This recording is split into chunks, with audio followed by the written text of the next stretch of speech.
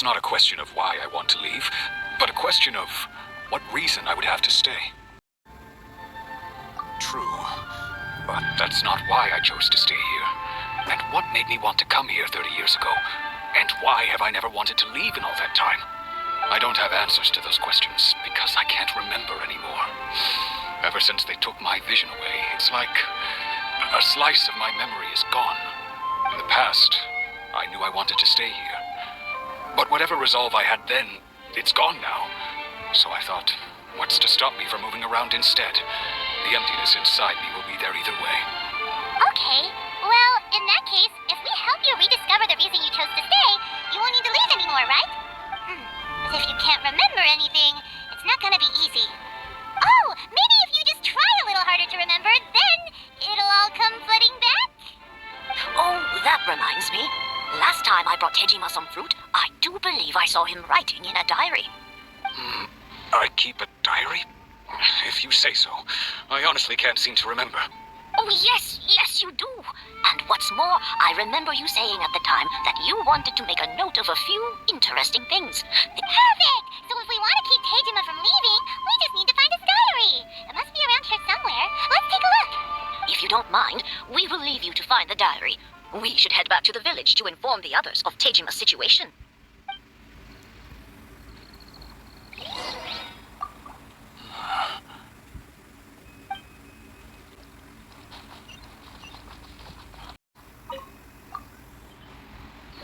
This looks like Tejima's diary, all right. Let's see what we have here. Today, the villagers and I got together to cook dry braised salted fish. I messed up and burned mine a little, so I had to pretend that it was black snakehead instead. Today, I helped rescue a kid who had fallen in the water. After I pulled him out, he told me that his best friend Bamboo was still in the water. I searched the water the whole afternoon before finding out that Bamboo was the name of his pet crab. I went kite flying today. The string broke, so I chased after it as fast as I could. I soon realized I was never going to get it back, so I just found somewhere to sit and watch as it flew away into the distance. Seems like your average diary of daily village life. Huh? Wait, there's more! I went to pray at the shrine again today and stayed there a while. The omamori you gave me has faded a little, but it is still my most treasured possession. Now that's the kind of info we're looking for. Time to pay a visit to the shrine.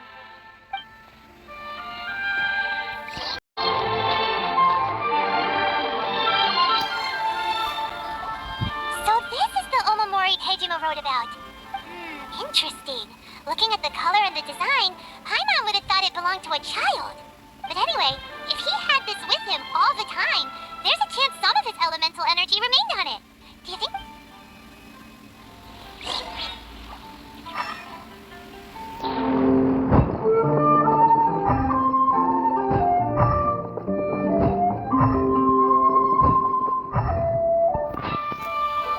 Here we are! This seems to be somewhere that Tejima visited a lot. The soil looks like it's been disturbed. Maybe Tejima buried something precious here. Must be something pretty amazing if it made him stick around for 30 years. Let's dig it up and take a look. It looks like a letter. The paper's gone yellow. Konda Village. Sounds so familiar. Where is that place again? So the reason Tejima came here was to wait for someone. But he's been here for 30 years. Well, let's go give Tejima his stuff back and take it from there.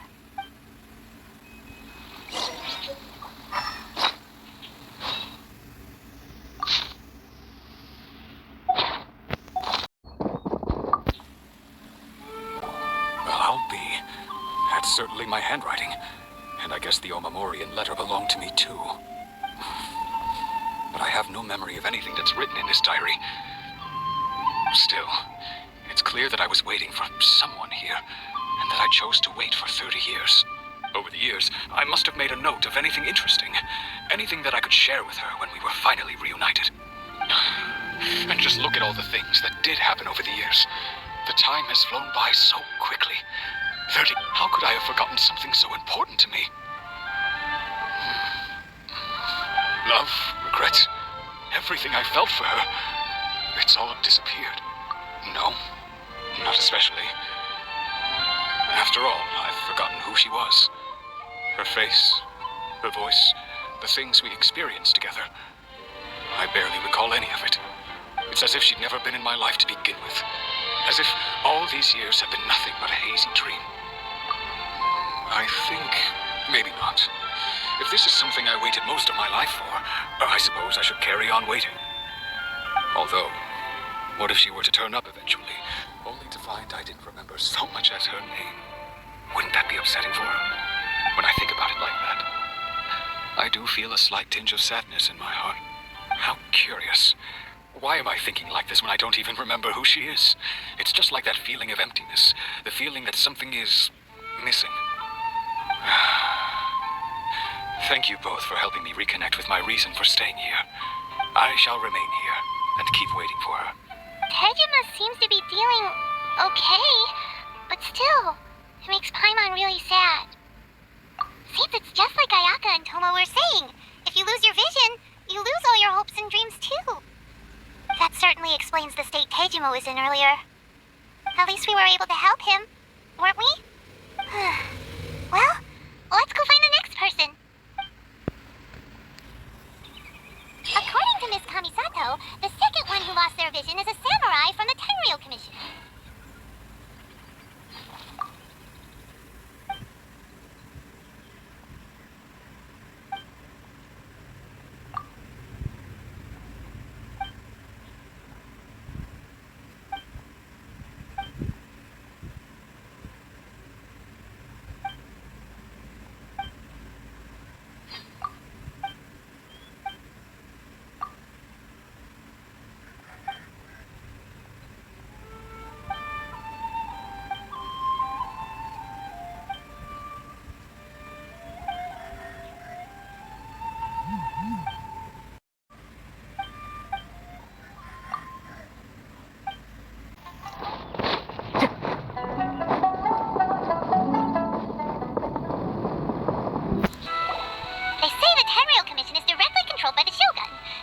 Responsible for maintaining law and order in Inazuma, the ones actually enforcing the Vision Hunt decree.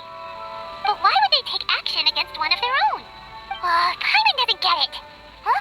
There seems to be some commotion over there. Let's go see what's happening. I'll ask one more time. Do you intend to withhold this month's emergency provisions? The entire clan is counting on that food. We demand an explanation. How many times do I have to say it? I don't know anything about emergency provisions. You dare deceive us? Those provisions are essential. Do you understand? Not some goods to be pocketed by greedy samurai. You samurai think you can just do whatever you please? The Tenryou Commission will hear of this. Oh, huh? And who are you? One of Kurosawa's gang, no doubt. What? We just happened to be passing by. We heard the commotion and came to see what the matter was. I see. You seem to have come just at the right time. Perhaps you can help us settle this matter. This is Kurosawa. He's a samurai and a member of the Shogun's army. They issue emergency provisions to the area, and he's the one responsible for distribution. In the past, we'd simply ask him for provisions and everything would be delivered. Now, he suddenly refuses to give us anything. He's keeping the provisions for himself. I just know it. We'll starve without them. No one seems to care about us. We used to think Kurosawa was a kind man, but he's shown his true colors. He's the same as all the other samurai. It's no wonder all the visions have been confiscated. The Raiden Shogun doesn't need people like him helping her rule the nation. This must be one of the people Ayaka asked us to help. But why would she ever want us to help someone like him? Maybe we should talk to Kurosawa and see what he has to say.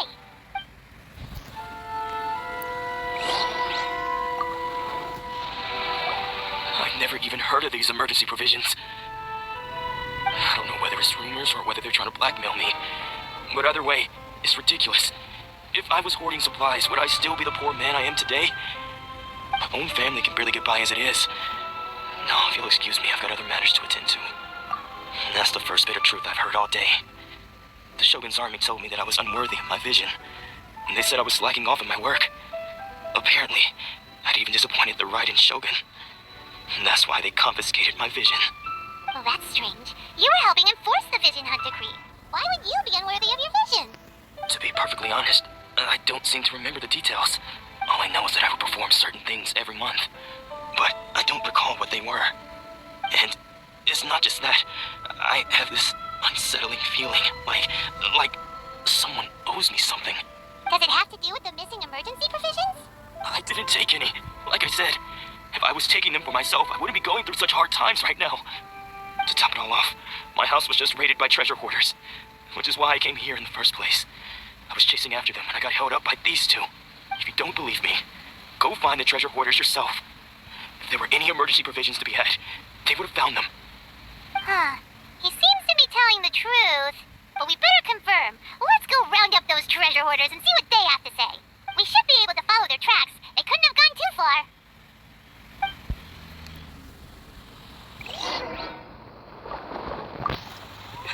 How will we ever get by without those provisions? Enough lies. Cough up the provisions. I never thought that one day I'd be relying on treasure hoarders to prove my innocence.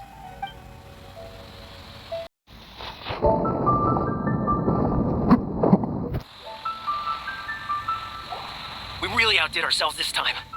All those samurai houses packed with goods. We really hit the jackpot. I mean, besides that one house. You haven't seen anything yet. There'll be a lot more where this came from. Today's just the beginning. I'll be leading you all on an epic journey of pillage and plunder that will go down in hoarder history. You demand, boss. These seem like the treasure hoarders we're after. Let's teach them a lesson. Another just have a little taste. One with nature. Fry.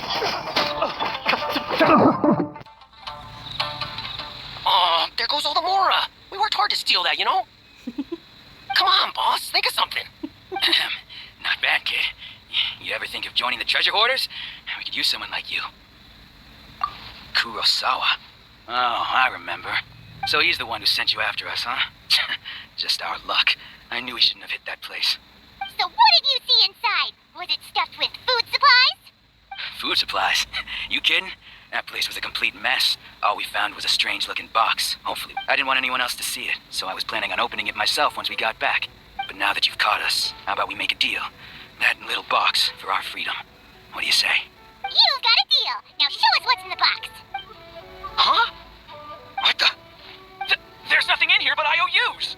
Yeah, a lot of them too. And they all seem to be made out to the owner of a general goods store, a Miss Aoi.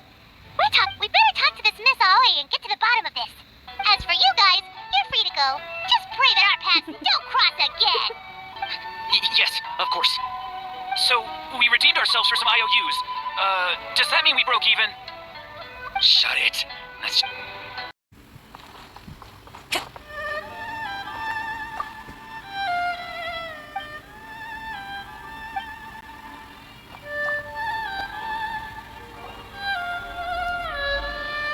Welcome to Tsukumomono Groceries. We've got everything you need. Can I help you find something? Or perhaps there's something you want to inquire about? Ah, so you're friends of Kurosawa, I take it? Perhaps you're here to pay off his debts. Whoa, let's not get ahead of ourselves. We're just here to learn where they all came from. How did Kurosawa end up owing you so much money? Did he buy anything super expensive here? Let me think. Kurosawa would come regularly to purchase large quantities of foodstuffs. He'd always put the payment on his own account. However, the price of provisions began to skyrocket recently, and his salary was no longer enough to cover the cost. So, he started writing out IOUs to cover whatever he couldn't afford of the usual amount. So that's how he was getting those emergency provisions. But why did he have to purchase a usual amount? If the prices increased, couldn't he just buy less? Well, if you think about it, the citizens receiving the emergency provisions must have been carefully calculating how much they needed. Kurosawa thought that it would be quite the disappointment for them if they found they didn't have enough, especially after such long and careful planning. So he deemed it necessary to take on the debt rather than let the people down. Wow. Kurosawa was purchasing all the emergency provisions at his own expense. And no one ever appreciated what he did. They just complained and held him accountable. People's attitudes will always reflect their circumstances. In the face of hardship, nobody cares to think twice. If you ask me, had Kurosawa told everyone the truth about the supplies from the start, then there wouldn't be such a severe backlash now. Of course, I'm sure there would still have been some unrest. What he was doing was truly a thankless deed. As for why he chose to spend his own money on emergency provisions and never tell anyone, I'm still not too clear myself. If you're still curious, why don't you go ask him yourself? I see. That reminds me, it seems that his vision was recently confiscated. Most unfortunate. If he doesn't clear the debt on his name, he'll have no choice but to sell that sword that is so dear to him. sword? What sword? Oh, didn't he tell you? He possesses a very valuable blade. He's carried it for years now. I've asked him about its origins. He told me that it was a gift from his father, that it was too precious to sell. In hindsight, I regret that I never made an offer on it. Everything has its price, at least that's what I think. Why don't you ask him about the sword yourself? Perhaps it'll even provide you with the answers you're looking for. Oh, but before you go, if you would kindly settle today's bill. But we didn't buy anything. Information is also a kind of commodity, wouldn't you agree? Don't worry, I won't charge much for information about Kurosawa. Nothing we ever discussed was explicitly confidential anyway. Oh, let me think. 2,000 mora should be a fair price. At least we now know where the emergency provisions were coming from. Plus, we found out that Kurosawa has a priceless sword in his possession. Let's go talk to Kurosawa again and see if he can remember anything.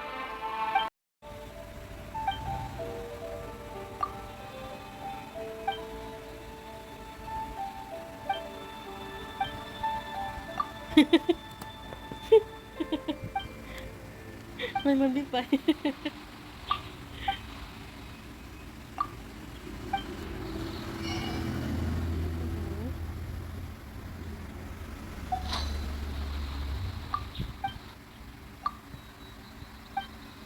Time to go.